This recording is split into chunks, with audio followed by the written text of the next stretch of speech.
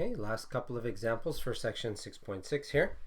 Now, one of the great things about equations in standard form is that if we were trying to graph these, sometimes they're very quick and easy to graph. We don't have to rearrange or do anything. It's just a matter of substituting in a couple of values to get 2 points on the line and graph the line.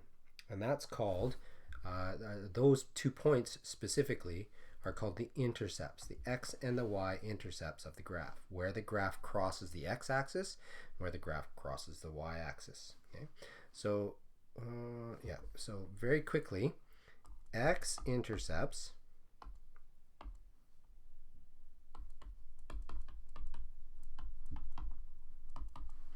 where it crosses the x-axis, x-axis,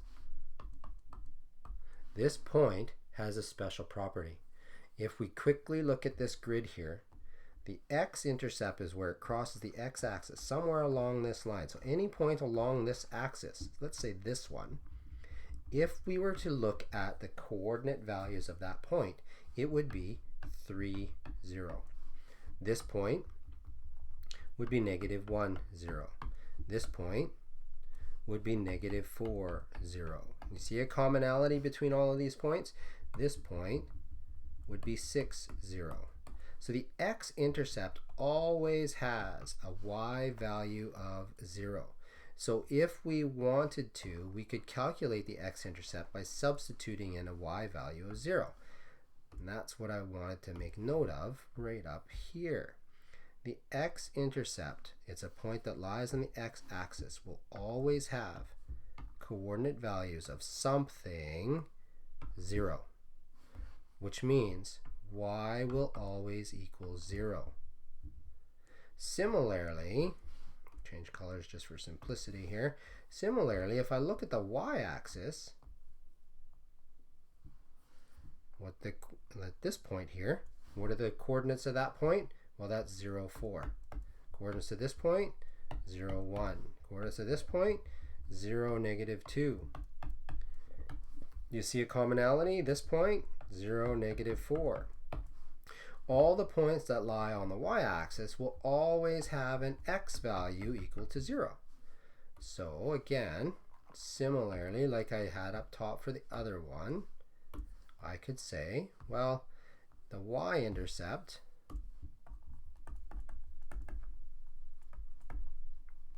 it's a point that lies on the y-axis, and let's just keep it consistent here, will always have a point of 0, comma, something, some number.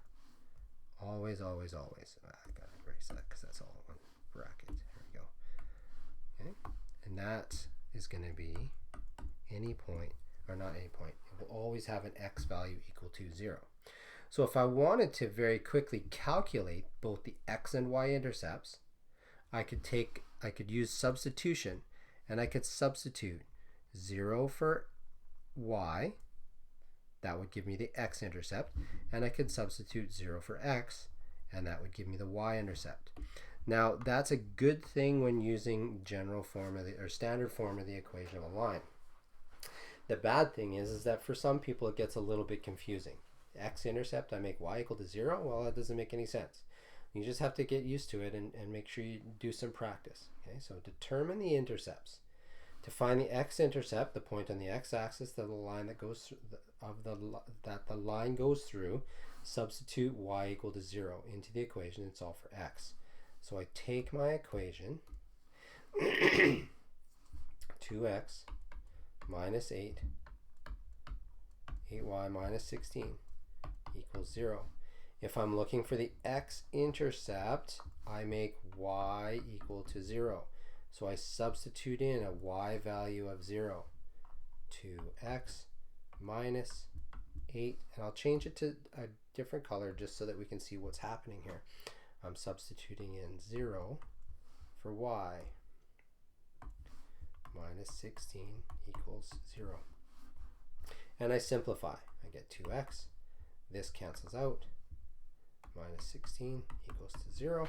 And I solve for x. So I'm going to add 16 2x is equal to 16. And I'm going to divide by 2. Divide by 2.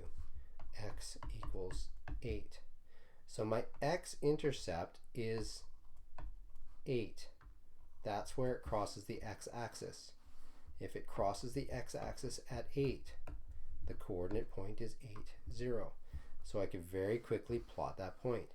8, 0. 1, 2, 3, 4, 5, 6, 7, 8. 8, 0. That's where this line crosses the x-axis. To find the y-intercept, I make x equal to 0. To find the y-intercept, I make x equal to 0 and solve. So I do the same thing. So my equation was 2x minus 8y minus 16 equal to 0. This time I'm substituting in 0 for x.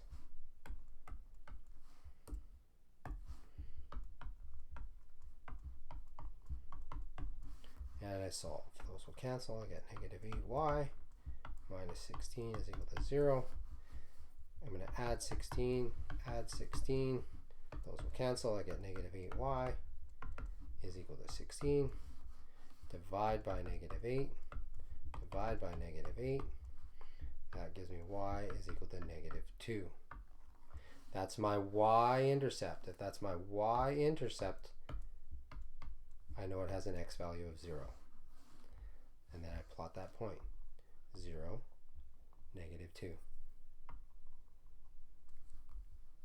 And then theoretically, I could very quickly draw my line, and I'm not going to hit both these points, am I? Oh, so close. Something like that. So graphing using general form and x and y intercepts can go fairly quickly.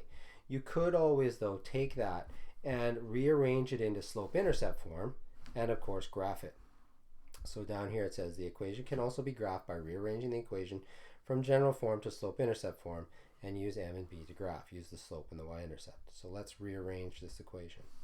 So let's start with this equation. 2x minus 8y minus 16 is equal to 0. I eventually want y by itself. So the first thing I need to do is isolate this variable or this term. So I'm going to minus 2x from this side.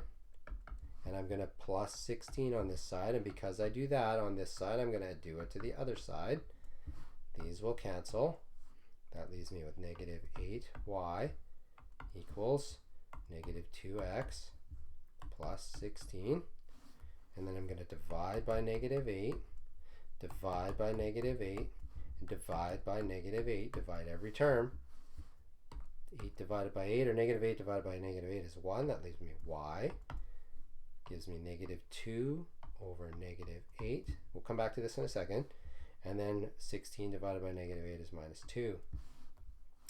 Now here, negative 2 over negative 8. I know 2 over 8 reduces to 1 over 4. And a negative over a negative is a positive, so it's positive. Gives me my x minus 2. Now if we plot this on our same grid, let's see what happens. Y is equal to 1 over 4x minus 2.